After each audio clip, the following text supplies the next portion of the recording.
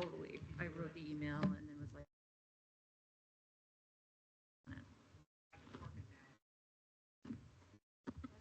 beautiful, thank you. So you can do that in the motion.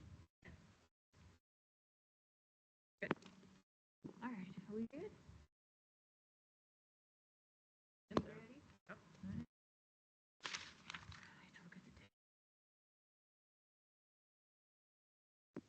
Good morning. I'd like to call to order this meeting in the Monroe County Board of Commissioners. It is Wednesday, October 2nd. I will note for the record that all three commissioners are present here in the Nat U. Hill room. We'll begin with our public statement read by Commissioner Githens, please. Good morning. We, the Monroe County Board of Commissioners, renew our commitment to welcome and protect the rights of all people, regardless of age, race, color, creed, disability, sexual orientation, gender, gender identity, marital status, economic status, and national origin. And we affirm the right of every person to live peacefully and without fear.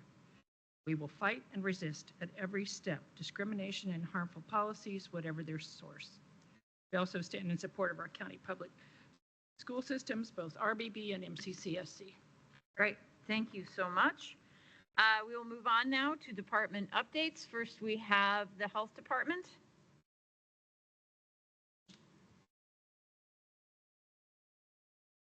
Good morning, Commissioners. Good morning. Just a few updates. Emergency room visits for COVID-like illnesses have decreased, but wastewater concentrations have still increased as of September 24th. The FDA has approved the first at-home flu vaccine in the U.S. called FluMist.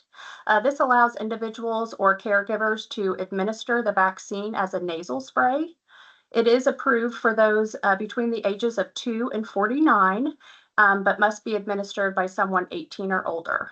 So individuals can go online to fill out a questionnaire. This will be reviewed by a pharmacist to determine if they're eligible, and those approved will have the vaccine delivered to them. As always, we have flu and COVID vaccines available through the Public Health Clinic at 333 East Miller Drive, and you can call 812-349-2829 for more information. Thank you so much. Comments, questions? Commissioner Githens? No, thank you. Commissioner Jones? No, I don't. I don't either. Thank you so much for the update. We also have probably some folks online who wish to offer an update. I'll start, since we're kind of organizing things with teams, I'll start with Mr. Cockrell, the update on the land. Well, I think I have two updates, unless Brent from the airport is here, Mr. Thompson. But I'll start with a different update. In case he's here, he could raise his hand. Received word from our vet environmental about the Vernal Pike site. There are a couple, they want to do a wetlands report, and that has to be completed by November, because the foliage has to be there in order for them to do their waterways and wetlands report. So I'm planning on getting a quote for that, and once I get that, I might ask for it to be expedited through the Commissioner's Administrator, and I'll talk about that with the agenda item we have later on in the meeting.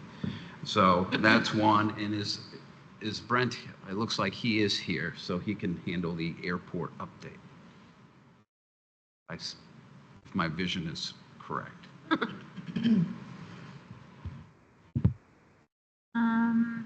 That's one with the hand. Do we have someone here? Good morning. Yes. Good morning. I'm Brett Thompson, Assistant Director at the airport. Just a quick update. Cook FBO here at the airport is collecting donations for aid relief for the folks in North Carolina, Tennessee area. They're doing it 7 days a week from 8 a.m. to 6 p.m. And the items that they're requesting are things that easily fit into small airplanes. So these will be volunteer pilots who are flying down there to deliver relief. They're looking for things like canned pet food, baby formula needs, diapers, stuff like that, toilet paper, trash bags, essentials that people would need after a disaster, tarps, and small food items, canned food items, perishables that would travel well. So things that do not need a can opener. They were specific about that.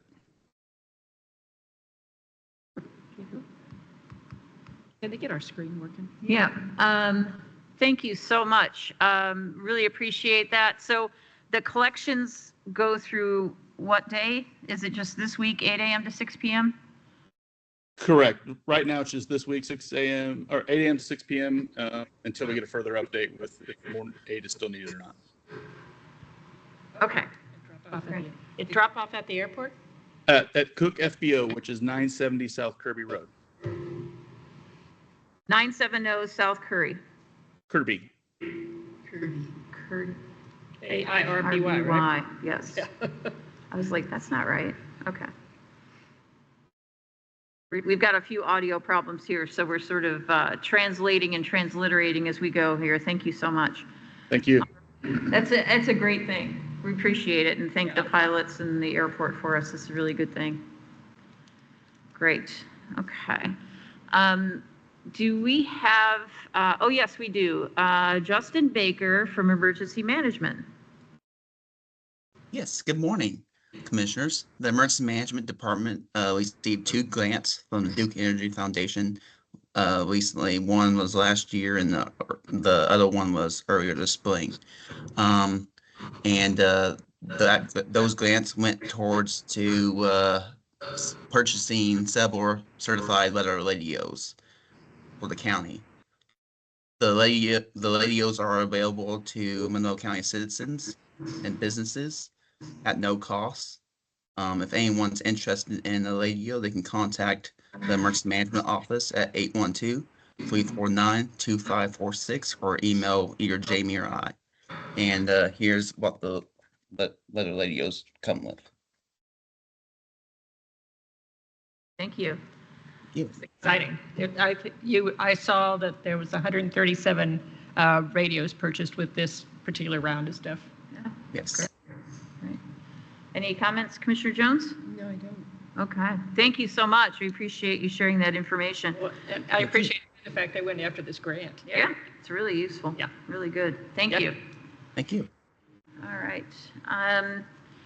Does any other department have an update for us today? Can I give an update to my update? Please. Yeah, while the other updates were going, I got the email from Vet Environmental for the proposed price for that wetlands and jurisdictional waters delineation, and that's the thing that needs to be done by November, or it'll have to wait till March. Okay. And the cost of that is $7,464.48. We'll have to get a contract and all that, but I think when we talk about the other item, I'm going to ask that that be considered an emergency item so that we can utilize the new code for that. What was the amount again? $7,464.48.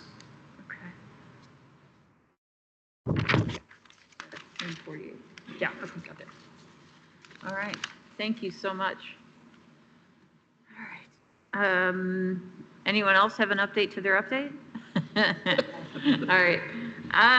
Okay. Next, we have public comment. Public comment is reserved for items that are not on the agenda. We ask each speaker to limit their time to 3 minutes per person. Give us your name and your county of residence, please. We have somebody on Teams with the initial CE.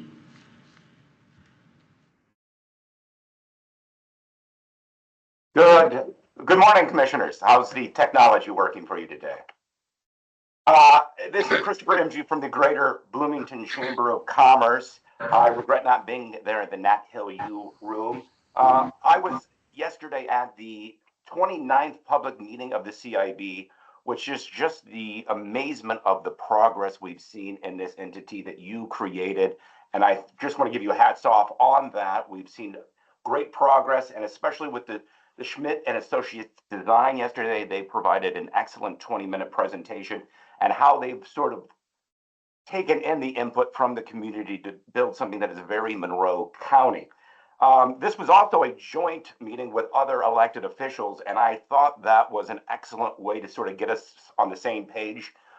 Going to these government meetings, I sort of see each entity can kind of get in their own sort of narrow vision of what's going on. But when you come together as a collective, I think we have that shared vision of what Monroe County is looking like. And I'd like to see more of those. Mayor Thompson mentioned this, and I think this is an excellent way to have these on occasion to get us on the same page. We have excellent elected officials, and to get them in the same room together on occasion, I think only creates positive energy.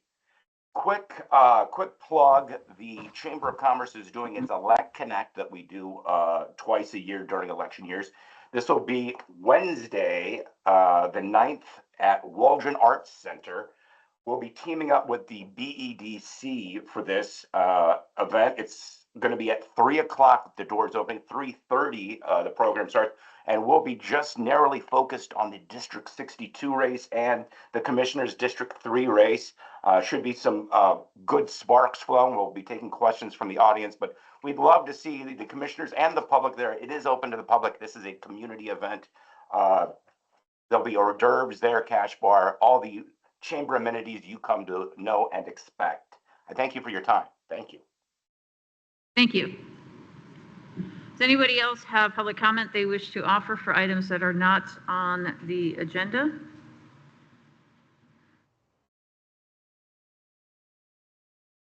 All right, seeing none, we'll move on to our next agenda item, please. Yes, move approval of the minutes from September 25th, 2024. Second. We have a motion. We have a second. Any comments, corrections, edits? There was one small issue, and Ms. Anita has already taken care of it. Great. All right. All those in favor of approving the minutes for September 25th, 2024 signify by saying aye. Aye. Motion carries 3-0. Next item. Move approval of the claims docket, accounts payable October 2nd, 2024, and payroll October the 4th, 2024. Second. We have a motion and we have a second. Ms. Gregory, our auditor, please tell us all about it. Will do. Good morning, Commissioners. The accounts payable claims docket for today, October 2nd, 2024, totals $2,805,139.97. This total includes all emergency claims and adjustments.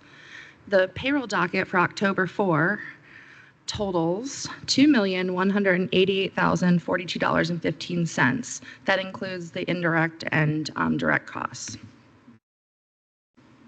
Thank you so much. Comments, questions? Commissioner Jones? No, I don't. Commissioner Githens?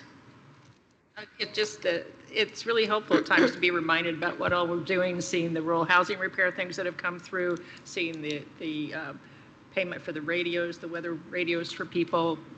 Yeah, reminds me of all the work that everybody in the county does. Oh, yeah. It's impressive. Let's see if there's any public comment on this item. Raise your hand on Teams or come to the podium in Nat U Hill. Seeing none, all those in favor of approving the claims docket, accounts payable October 2nd, 2024, and payroll October 4th, 2024, signify by saying aye. Aye. Motion carries 3-0. We did not receive any reports this week, so we'll move on to new business. Move approval for the public hearing for ordinance 2024-44, vacation of portions of roadways in the Highland Park subdivision near Steinsville. Second. We have a motion. We have a second. Mr. Cockrell. Yes, this is an ordinance that would vacate 3rd and 4th Street and parts of William Street, Acuff Street, Gary Street, Carnegie Street, and Bessemer Street. And those are the parts that lie between 3rd and 4th Street. I think if you look at the map, it shows kind of the blocks that we're talking about. This is all part of Highland Park subdivision, and it's near Steinsville. It's not in Steinsville. And so in accordance with the state code, we have to have a public hearing to determine whether these are appropriate. It is my understanding that the all these properties are owned by one person, and that this would not affect any other property's use, so that it doesn't connect another property to the rest of the road system. But we should open a public hearing and let the. All right, I'm going to go ahead and open the public hearing on ordinance 2024-44.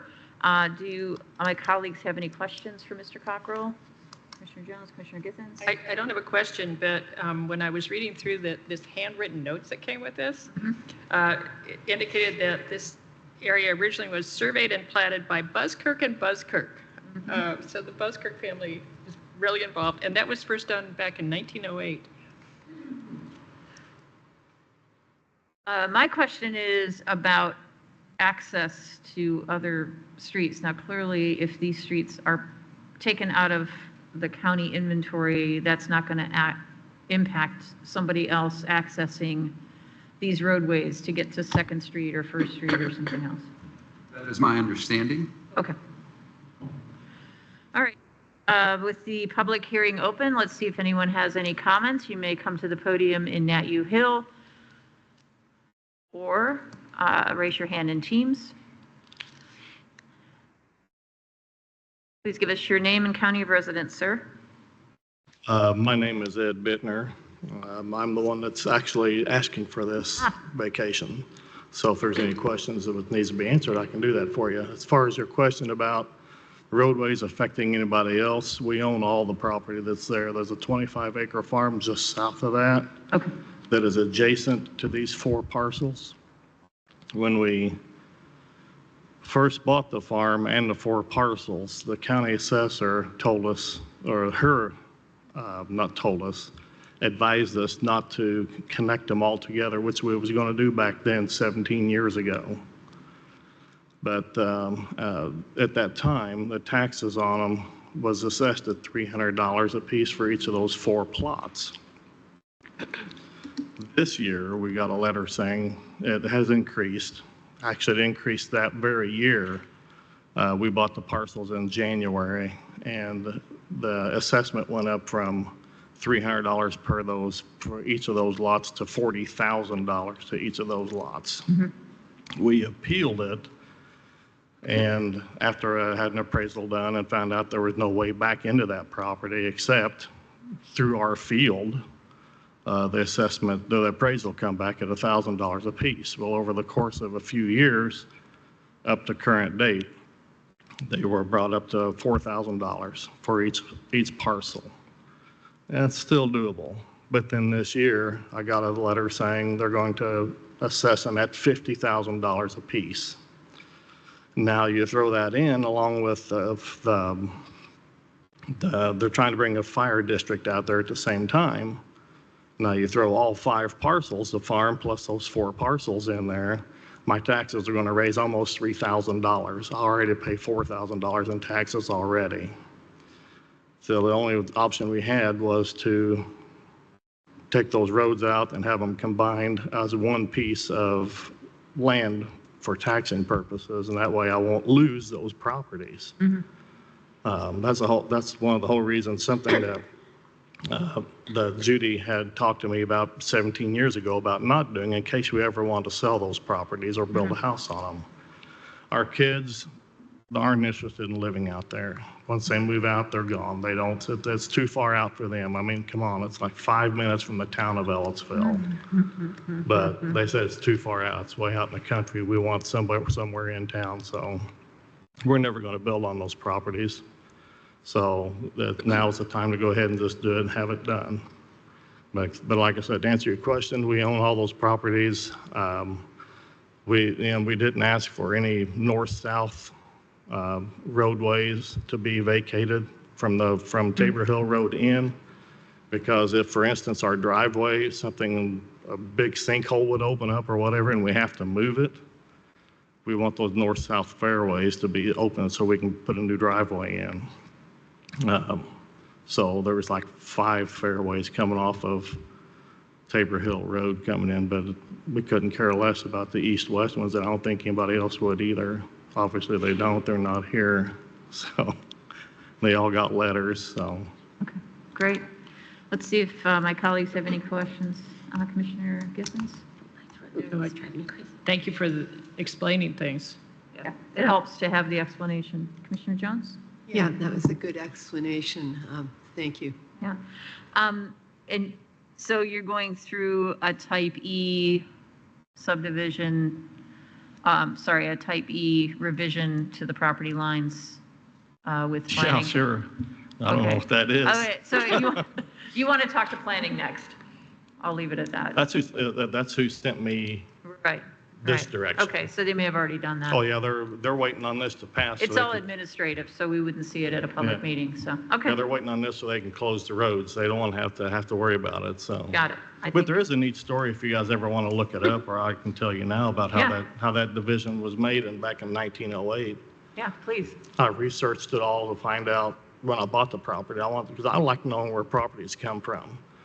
There was a couple, a man and his wife, that lived in that 16 plot area that's plotted off right now.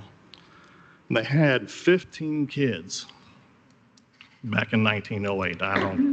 Obviously they had no control back then.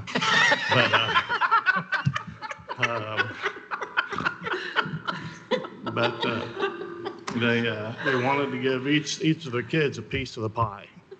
So they platted off 16 1-acre plats, one for them and one for each of the 15 kids. Over the course of the years, none of those kids ever moved into those 15 plats. Gosh.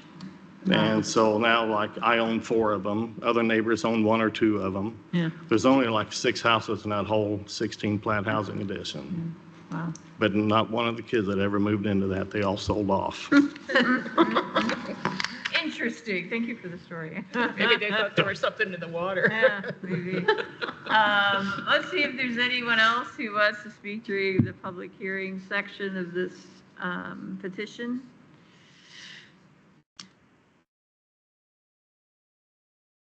All right, seeing none, I'm going to go ahead and close the public hearing for ordinance 2024-44. Thank you, Mr. Bittner. Any other comments or questions from my colleagues? Commissioner Jones, Commissioner Githens? Okay. All right. With that, I'm going to call for a vote on ordinance 2024-44. All those in favor signify by saying aye. Aye. Motion carries 3-0. Thank you. Next item, please. Move approval of Resolution 2024-32, surplus property for highway and emergency management. Second? We have a motion. We have a second. Ms. Gregory. Yes, I'm back. This is one of those routine items just to help us adhere to our internal policy. So I'm just requesting that you formally retire these items that are no longer being utilized by the county. There's a highway truck and then 2 emergency management items. Thank you so much. Comments, questions? Commissioner Jones? Yeah, does the highway truck no longer have any value? According to the experts, which is the highway department, Ms. Bridges' staff, it is very low value. Okay. That's my understanding. Ms. I know those trucks are very expensive, and I didn't know if there's some other entity that might. So this was actually a vac truck, and we actually traded this in when we bought the new vac truck, and it was never surplus at that time. Okay. So it's been a couple years that we have not had it. We just, that step was overlooked, the paperwork part, when we traded it in. Okay, thank you. Thank you, Lisa. Thanks. When I saw the price of the new one at $485,000, was it? Probably, yeah. Yeah, Every bit. yeah. All right. Let's see if there's any public comment on Resolution 2024-32. Raise your hand on Teams or come to the podium in Nat U Hill.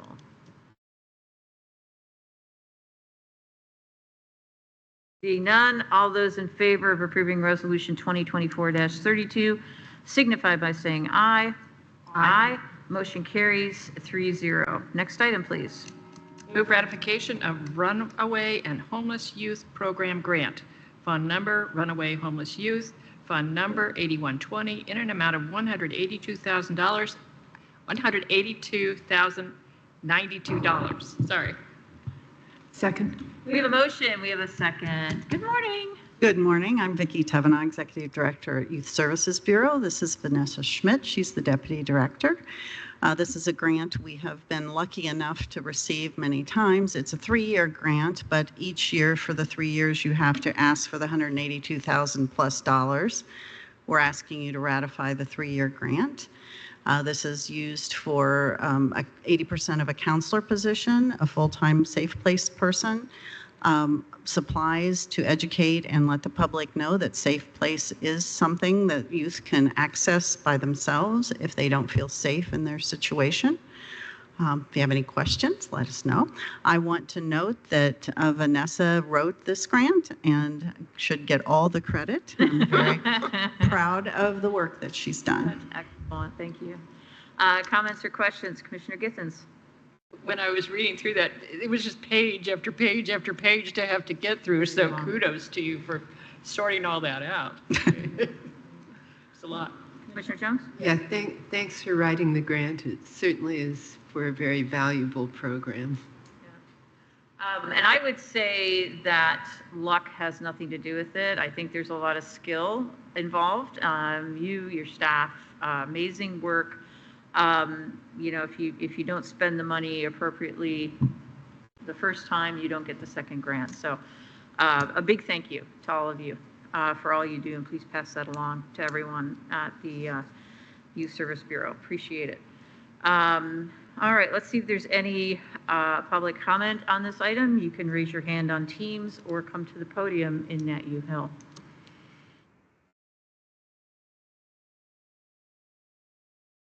Seeing none, all those in favor of ratifying the Runaway and Homeless Youth Program grant signify by saying aye. Aye. Motion carries 3-0. Thank you. Thank you. Thank you for being here. All right, next item, please. Yes, move approval of Paragon LLC Event Planning Services Agreement, fund name, donations, and SUDAC, fund number 4112, in an amount not to exceed $9,000. Second. We have a motion, we have a second. Oh, look, Ms. Turner King is right on time to present. Slides right in there. Good morning. Good morning. So this contract is it's for the event planner who did a lot of work with the summit that was sponsored by SUDAC, and the summit happened on September 5th. So it's pretty much a straightforward contract, and I'm happy to answer any questions. And I believe that Councilmember Iverson is online, so I don't know if he has anything to add. And Ms. Sill, who was the event planner, might also be online. Well, let's see if there's any questions here first. Commissioner Jones? No, don't contracts like this usually come to us before the event? Yes. Okay. That's a good answer. All right, thank you. That is the procedure, but Commissioner Githens? The event went off quite well, I will say, and we had some very amazing speakers, and especially I want to thank the people in recovery who came and spoke at the event. It was full. Hopefully in 2 years, we'll have another summit. Good. And an event planner contract before. Yes. There you go. Yeah, we had a kind of a postmortem yesterday, the group that did the planning, and decided that really the planning needs to start about a full year in advance. Yeah, I would imagine that's true. So, yeah. Yeah. All right, well, I don't see any hands raised, so let's see if there's any public comments on this item. Raise your hand on Teams or come to the podium in Nat U Hill.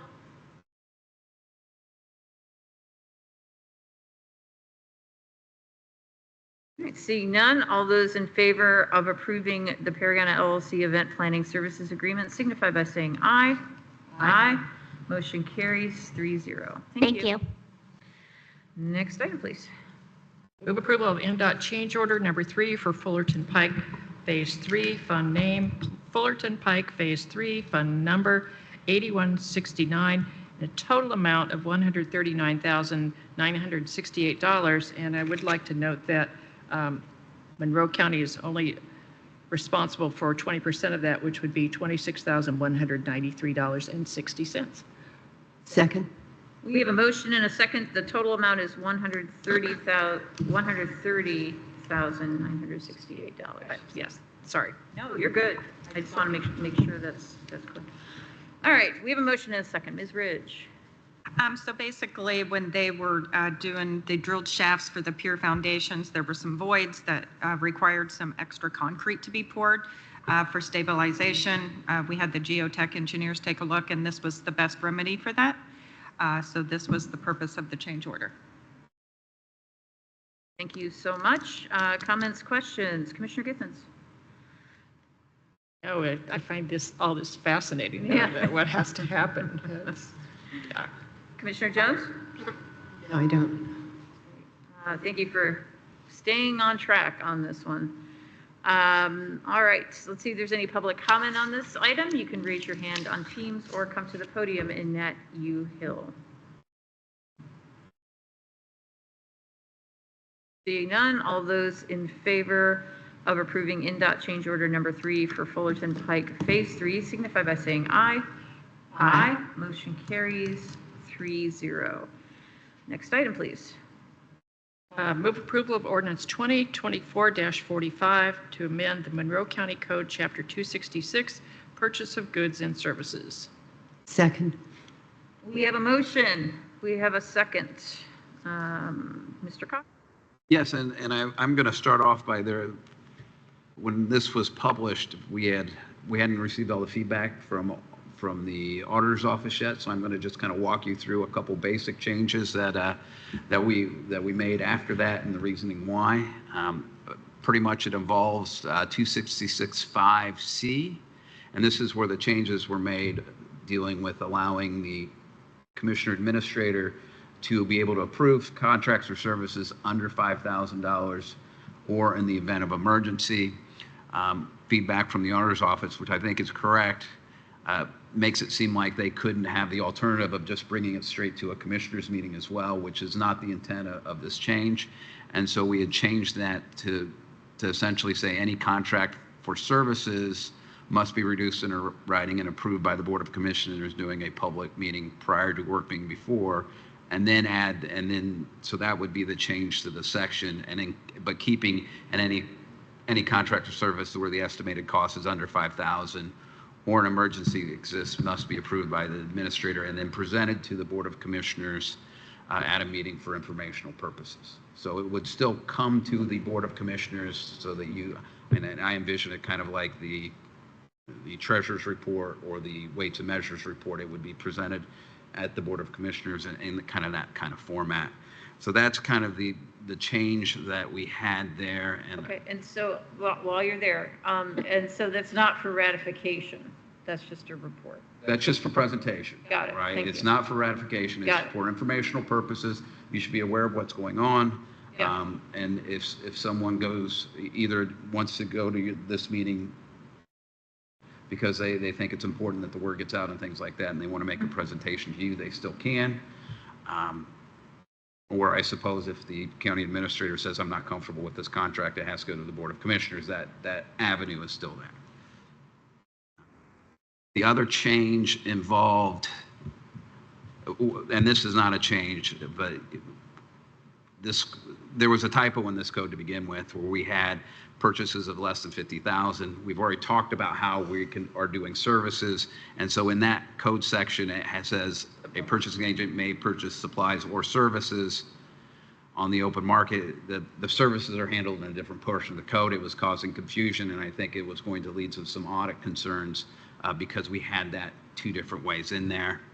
And then I think third, the other change, and this is 266.7, it was pointed out to me by my staff earlier today that it should be entitled purchases between $50,000 and $150,000 should be the title of that. So those are kind of the changes we're asking you to review today.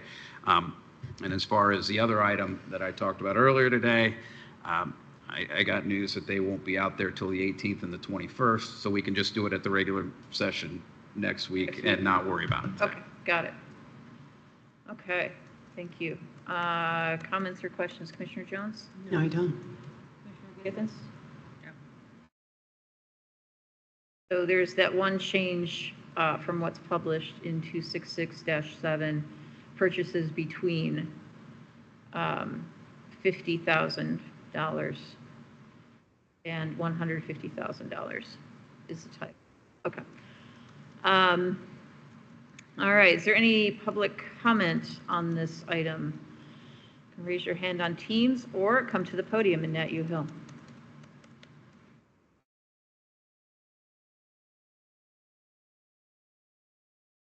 Right, seeing none, all those in favor of approving ordinance 2024-45 signify by saying aye.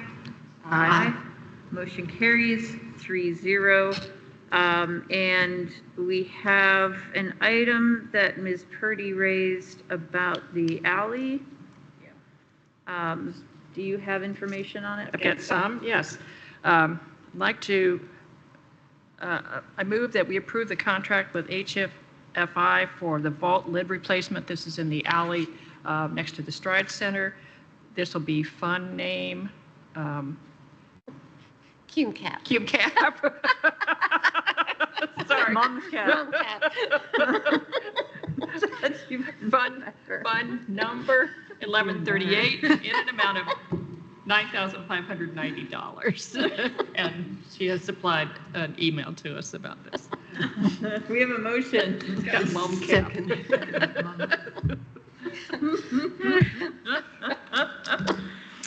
Ms. Purdy, tell us all about it. If anybody's received any of my texts, you know why this is causing problems. I know. I clearly don't spell very well. Or it's actually the autocorrect. But anyway, thank you for adding this. Richard's been out sick all week, and this has been something he's been waiting on. And he received this last night. It's from HFI. It's to remove an existing vault lid. And this is, my understanding is it's located between Fiscus and our county, our parking garage. And the vault is in the ground, and it is provides for the backflow services. And it was actually installed when the garage was built. And those backflow is a plumbing issue because I wasn't sure. And so this area, this plumbing section, is used for fire protection and also the live wall that we have on the garage, and that prevents the water from going back into the city. So just wanted to let you know that. And then the reason for the quick add is there's a 6 weeks lead time, and so the alley is currently closed off because it's structurally unsafe for a vehicle to go over. So we kind of want to get this moving as fast as we can. Thank you so much. Comments, questions, Commissioner Jones? I don't. It does sound needed. Yeah. Commissioner Giffens? I want to thank Mr. Kreider. He's doing this even when he's sick. So he's a very, very dedicated employee. Yeah. All right. Any public comment on this item? You can raise your hand on Teams or come to the podium in Nat U Hill.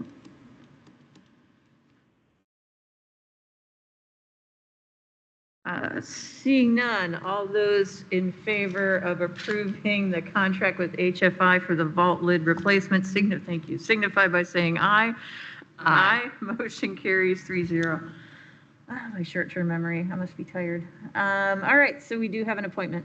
Yes, I wish to nominate Max Smith to the opioid settlement allocation committee.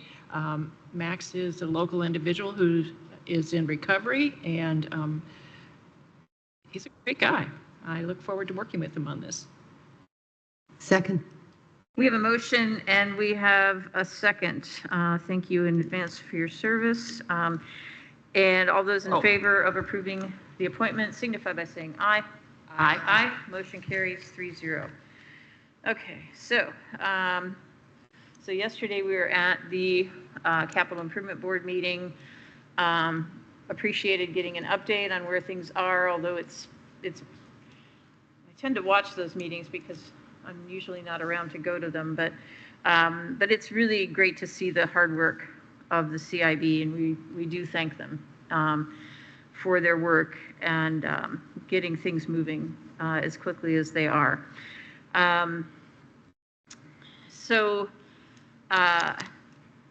Early voting begins October 8th. You can still register to vote in person by 4 p.m. October 7th, or if you're online, October 7th, 11:59 p.m.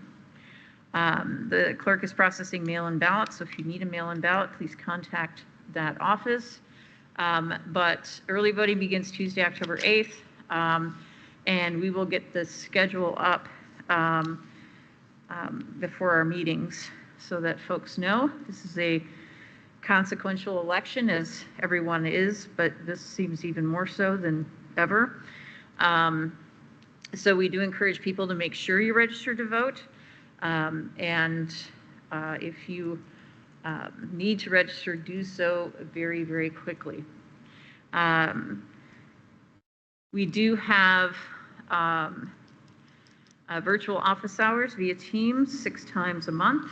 Join us by going to the calendar and seeing the list of dates and times. You can speak to one of us individually, not recorded, and have a conversation about your suggestions, ideas, concerns, and we're always very happy to hear from folks. The next blood drive will be at Ivy Tech Shreve Hall, Wednesday, October 16th, 10 a.m. to 3 p.m., Thursday, October 17th, 1 p.m. to 6 p.m. For an appointment, please go to redcross.org. We do encourage folks to go to co.monroe.in.us, where you can find the calendar to attend office hours, but also you can sign up for emergency alerts. Click on the megaphone, follow the instructions, and you will be in the loop. On October 14th, 5:30 to 7:30 at the Ferguson Crestmont Boys and Girls Club, we're going to be having a community conversation on health, and there's both a panel discussion and facilitated small group discussions. We will have officials there from IU, Bloomington Health, HealthNet, and from Monroe County Health Department. This is at 1111 West 12th, and dinner will be provided by United Way. So kudos to them for doing that. We really appreciate that. So that's October 14th, 5:30 to 7:30. There is we do ask folks to reserve a spot in advance. So is there anything else for the good of the order? Oh, yeah, gosh, you would have thought that I would have remembered that. I think it's on my notes at home. Yes, Sunday at 3 p.m., we're going to have a meeting at Detmer Park at the shelter for residents who live in the area of Vernal Pike to hear their concerns and to talk to them about plans if that site is selected for the Justice Complex construction. So Detmer Park, 3 p.m. In the shelter, and we look forward to seeing everyone there. We're putting out signs today. So we look forward to seeing folks then. Thank you for reminding me. I've got 2 things Please. I'd like to bring up if I could. I really miss the fact that Jim Sherman doesn't come to talk with us anymore. And he would always come and talk about the CASA volunteers and how they're needed. So I want to let folks know that that need still exists. And the next training will be starting January 21st. These will be on Tuesday, Thursday evenings, and it'll run for approximately a month. If you're interested at all, please go to monroecountycasa.org, read about it, and go through their application process. And then also our Monroe County Cares Board is putting on a program called Medication Assisted Treatment Matters, Stigma, Barriers, and More. This will be a panel discussion. It'll occur here in the Nat U. Hill Room on Thursday, October the 10th from 6 to 7:30 p.m. And this is just another step in helping people who are in recovery. All right, excellent. We do not have a work session today, so our next meeting is Wednesday, October 9th, 10 a.m. right here at IU Hill. Thank you, everyone. Have a great day. We're adjourned.